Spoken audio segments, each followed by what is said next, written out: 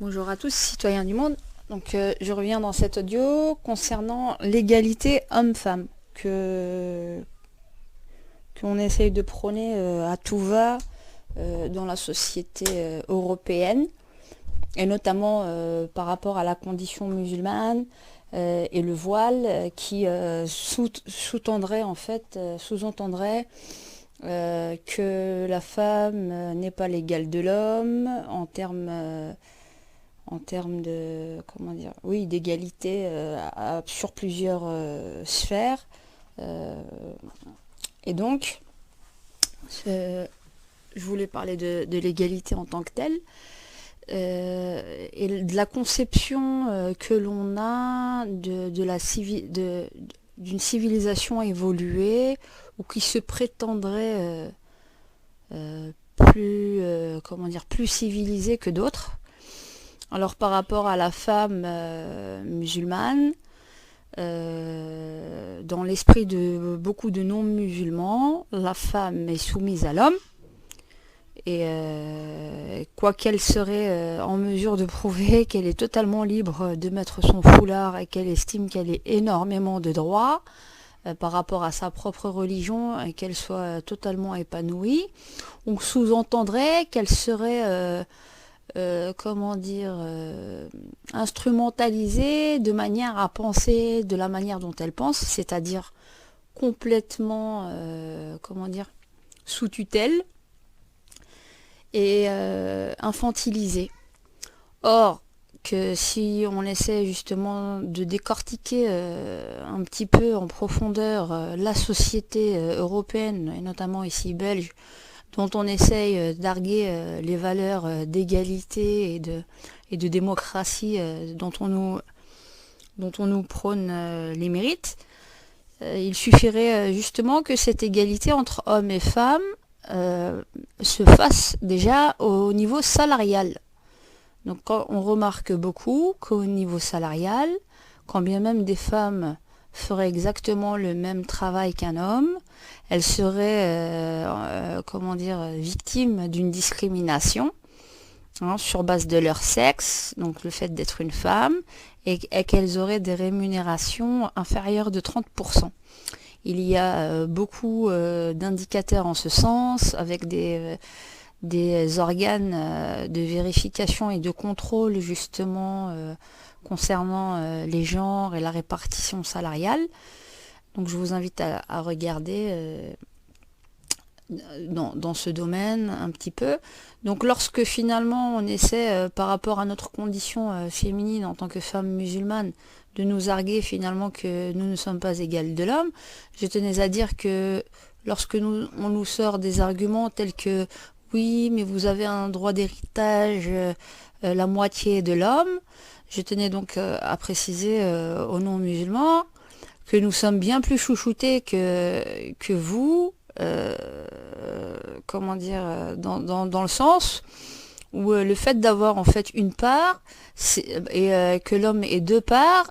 l'homme a deux parts car il a beaucoup plus de responsabilités et qu'il doit aussi veiller aux dépenses, par exemple, de sa sœur, de sa mère, de sa fille. Et que finalement la part de la femme en fait lui appartient en totalité et que l'homme n'a aucun droit de regard dessus. Voilà. Donc lorsque je vois dans la société actuelle européenne occidentale que l'homme et la femme font moitié-moitié, c'est bien, mais quand cela devient une obligation de la part de la femme d'assumer l'homme, et de devoir finalement être quasiment l'homme de la famille, il y a de quoi se poser des questions concernant l'égalité, le principe d'égalité dont vous aimez vous targuer. Et donc, comme je disais, notre religion est bien plus galante vis-à-vis des femmes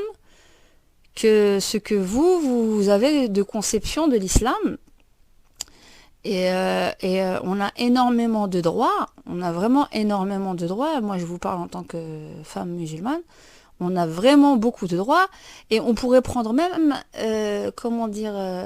une argumentation dans le sens inverse, c'est-à-dire que on pourrait dire aussi que la femme, entre guillemets, occidentale est instrumentalisée depuis son plus jeune âge,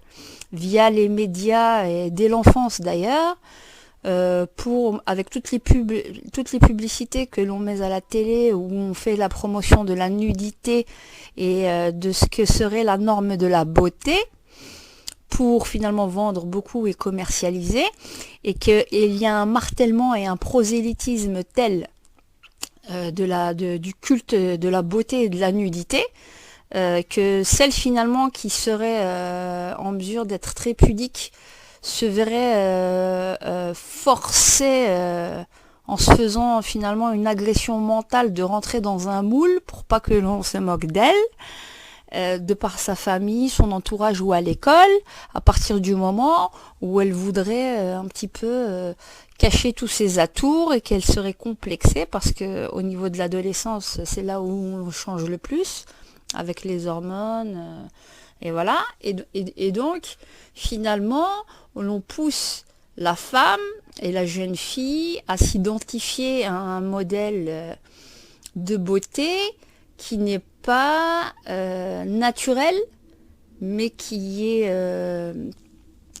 conditionné, encouragé depuis son plus jeune âge via divers canaux. Et donc, on pourrait très bien dire aussi que les femmes qui sont non voilées et comment dire, ont été aussi contraintes quelque part à devoir comment dire, être dans une certaine violence de se faire aussi violence à elles-mêmes, de montrer de leurs atours, parce qu'elles ont compris finalement que pour pouvoir avoir quelque chose dans cette société, il fallait en jouer. Voilà. Et donc, c'est pour ça que je dis que dans votre vous avez une conception erronée de ce qu'est l'égalité homme-femme, et qu'il faut ne plus s'arrêter à la façade, mais chercher à comprendre le pourquoi du comment, au lieu de se jeter des pierres les uns les autres, et arriver à un réel dialogue réel, quoi.